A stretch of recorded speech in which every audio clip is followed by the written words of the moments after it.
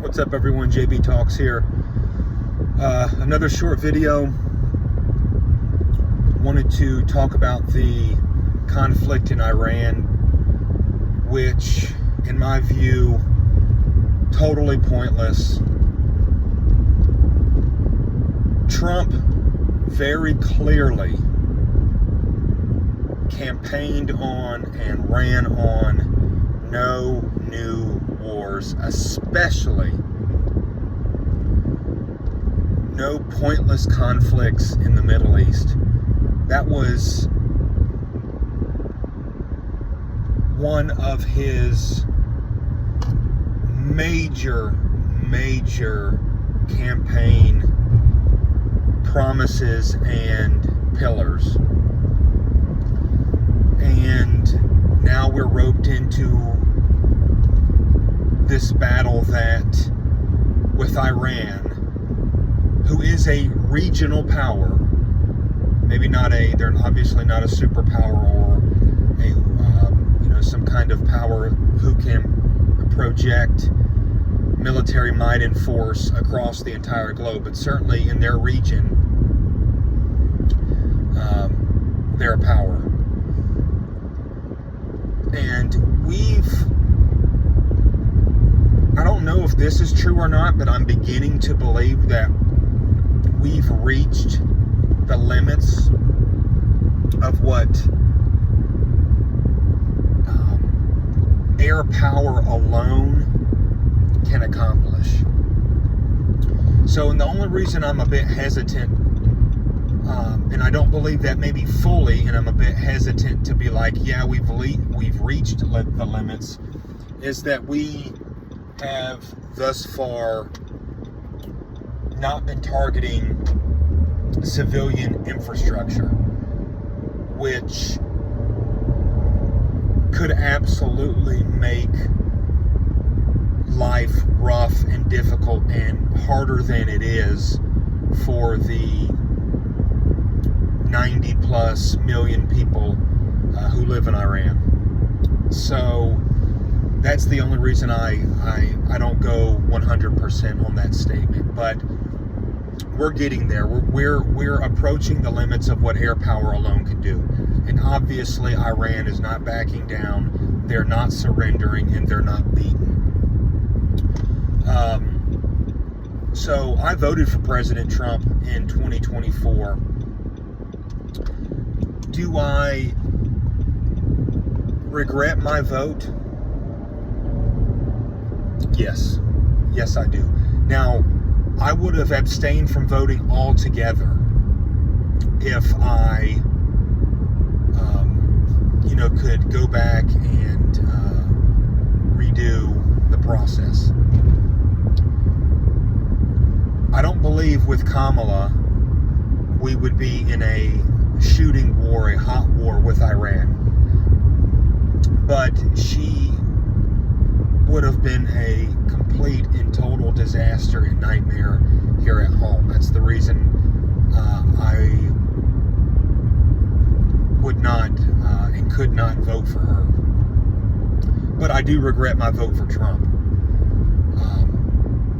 Iran was not a threat to the United States. Iran was not going to attack the United States. Sure, Iran may have and probably did help the insurgency in Iraq target and injure and kill American soldiers. I mean, sure, that was right up, that was their doorstep right there, just like we're doing with Ukraine against Russia, and as we've done in many kind of proxy conflicts around the globe over the past 50 or 60 years. So here's the problem. Here's what we're running into. Not only did Trump lie, not only did Trump not keep his campaign promises or do what he said he was going to do, but there's no end in sight. We're not going to be able to take over Iran militarily, even with ground forces. I don't think people realize Iran is a massive country. We couldn't maintain control over Iraq. Smaller than Iran. And look at the headache and nightmare the Iraqi insurgency was. We may be able to take areas, along the Iranian coastline, or some of their islands, right? But that's going to be about the extent of what our ground forces will be able to do. We're not going to be able to take the entire country. We won't be able to maintain control over the entire country. It will be Iraq. It will make Iraq look like a picnic with your family at the park. And I believe it's only going to escalate. It is only going to escalate.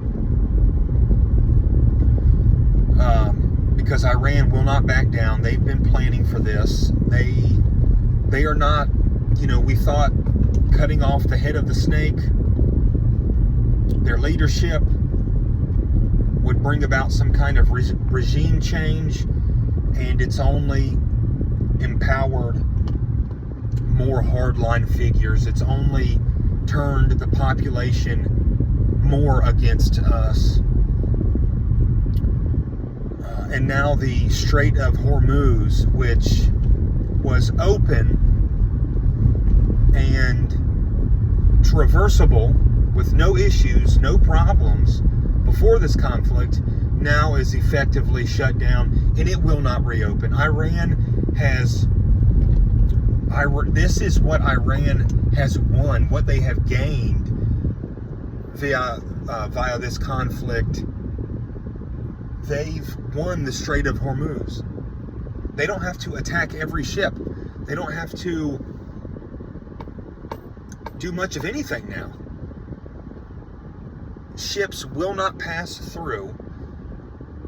People will not, companies and corporations and ships will not take the risk of being attacked, because obviously it cost them a lot of money. They're just not going to do it.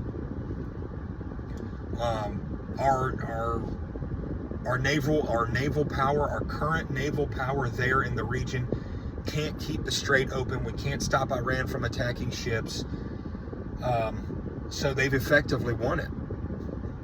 And you think they're going to give that up? Absolutely not. Absolutely not. They've had, and now that the United States is effectively fighting this battle alone, no other country, not even Israel at this point, is doing battle with Iran or willing to fight militarily with them to open the Strait of Hormuz. So we're alone, completely alone in this battle. And Iran isn't afraid of us. So well done, Trump. Yeah, nice job. You've allowed yourself to be suckered into this fight that now has no end in sight. And even if a peace, some kind of peace is reached or a deal is made, I do not believe Iran will give up their control, their grasp over the strait, because that's their power play, right? That's their no pun intended, their trump card in all of this. So, complete and total disaster. We're paying $4 a gallon for gas. Thanks, Trump. Good job.